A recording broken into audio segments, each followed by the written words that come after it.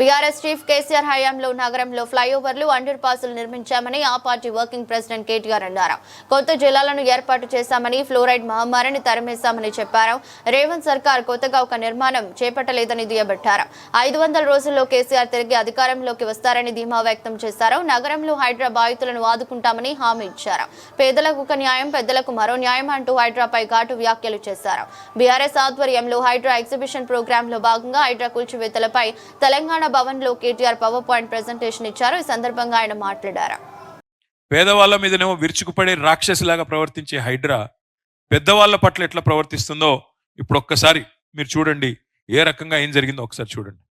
ఈయన పేరు పొంగులేటి శ్రీనివాసరెడ్డి. ఈయన ఈరోజు రాష్ట్రంలో మంత్రి. ఇదిగో ఇది ఆయన కట్టుకున్న ఇల్లు. ఆ పక్కన ఇదిగో ఇదివరకు అక్కడ ఉన్న చెరువు, మొత్తం చెరువును పూడ్చి ఇల్లు కడితే, చెరువు మొత్తం పూడ్చి, ఇది నేను నా పిక్చర్స్ కాదు, గూగుల్ శాటిలైట్లో మీరు పోయినా గూగుల్లో పోతే మీకు కూడా తెలుస్తుంది. గతంలో ఉన్న చెరువు ఉంది, ఇవాళ ఆ చెరువును పూడ్చేసి మొత్తం ఆయన ఇల్లు అది కనబడుతుంది కదా, అక్కడ పక్కన ఇల్లు ఇదివరకు లేదు, ఇప్పుడు అక్కడ వచ్చింది. ఆ చెరువు మొత్తం పూడ్చి అక్కడ రెవెన్యూ మంత్రి ఈయన ఈరోజు ఈ రాష్ట్రంలో. మరి ఆయన ఇల్లు కూలగొట్టే ధైర్యం హైడ్రాకుందా? పెద్దలు పేదలు మాకేమీ తేడా లేదు అంటున్న బిల్డప్లు ఇస్తున్న అధికారి ఆయన ఇంటి దగ్గరికి పోయే ధైర్యం అన్న ఉందా? కనీసం పోగలుగుతాడా? పోలేడు. ఈయన పేరు డాక్టర్ జి వివేక్. ఈయన కూడా మరొక మంత్రి రాష్ట్ర ప్రభుత్వంలో. ఇదిగో ఆయన ఇల్లు చెరువు FTL లోపల ఉంది చూడండి. ఇది హిమాయత్ సాగర్ చెరువు, అదే ఆయన ఇల్లు రాజభవనం. ఇగో ఇక్కడ చెరువు లోపల ఇల్లు. దాన్ని కూలగొట్టే ధైర్యం హైడ్రాకుందా? పేదవాళ్ళు పెద్దవాళ్ళు అనే తేడా మాకు లేదు అని బిల్డప్లు ఇచ్చే అధికారులు వీళ్ళని ముట్టే ధైర్యం చేయగలుగుతారా? వాళ్ళ ఇంటి దగ్గరికన్నా కనీసం పోయే ధైర్యం ఉందా? నోటీస్ ఇచ్చే ధైర్యం ఉందా? ఈయన ముఖ్యమంత్రి రేవంత్ రెడ్డి గారి అన్న, ఆయన పేరు తిరుపతి రెడ్డి. తిరుపతి రెడ్డి గారి ఇల్లు అక్కడ రెడ్డిలో మార్క్ చేస్తుంది. దుర్గం చెరువు బఫర్ లోపల, దుర్గం చెరువు లోపల FTL లోపల ఉంటుంది.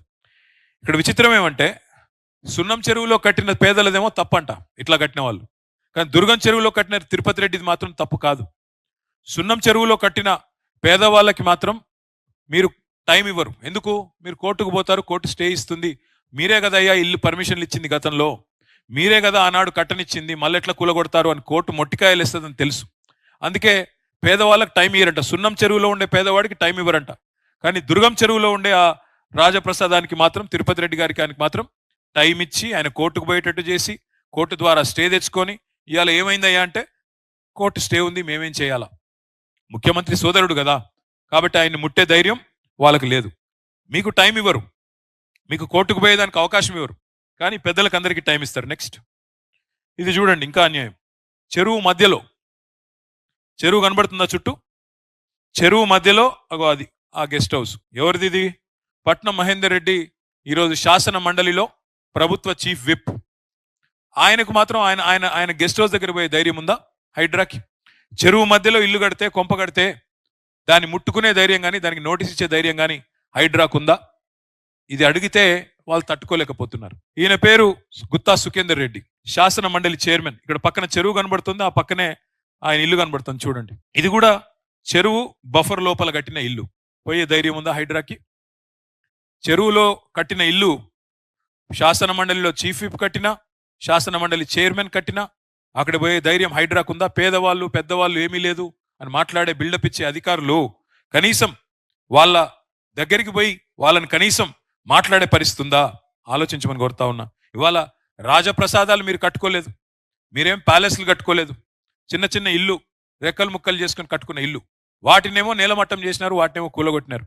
కానీ ఇంత పెద్ద పెద్ద ఫామ్ హౌజులు, గెస్ట్ హౌజులు చెరువుల్లో కట్టినా, పొంగులేటి శ్రీనివాసరెడ్డి గారు రాజప్రసాదాన్ని కట్టినా దానికి మాత్రం అడిగేవాడు లేడు. This is anchor Ravi. Hi అండి, నేను మీ Jabardasth auto punch Ram Prasad. Hi, it's మీ మాధవీలత. హలో అండి, నేను మీ సుడిగాలి సుధీర్. హాయ్ హలో, నేను Jabardasth Sri. Please subscribe to public talk TV. Please subscribe to public talk TV. Please subscribe to public talk TV. Please subscribe to public talk TV.